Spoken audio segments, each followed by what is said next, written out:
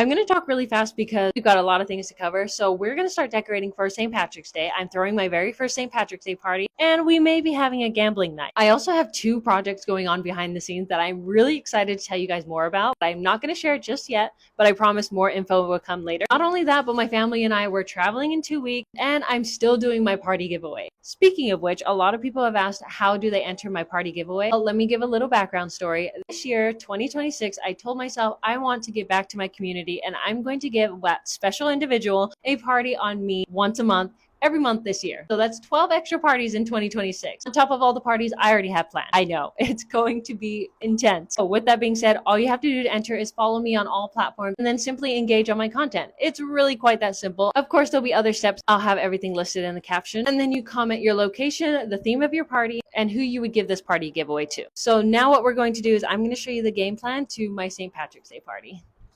So when you first enter my home, this is typically the area that I like to decorate. And boy, do I have some plans for this space. So the first thing I want to do is I want to put vines all across the entire foyer. And my goal is to turn it into a leprechaun enchanted forest. I'm going to put some 4-leaf clovers on every single one of these vines. That way I can really give off that enchanted look. I do have some leftover vines from my Valentine decor from last year. So I plan on putting those up, and then I plan on putting the 4-leaf clovers on top of the leaves. I don't know how it's going to look, but I think it's going to look good. But yeah, that's the idea for the vines. Now I do want to add a giant cauldron, and then I want to have some gold coins falling out of that cauldron. I feel like it would make sense because I'm having a gambling night, but I really want to have a rainbow, so I might do a giant rainbow instead, and I'm planning on making that rainbow out of pool noodles. Yes, I still have so many left over, so why not? And then at the end of the rainbow, I can put my cauldron. I originally didn't want to do this idea because you can't really see my cauldron, but then I'll add the gold coins on top of that. Maybe I'll add some clouds to the top. But yeah, anyways, we're gonna start pulling out my vines. First, we gotta untangle all of them, and then we will start to put it up on the wall.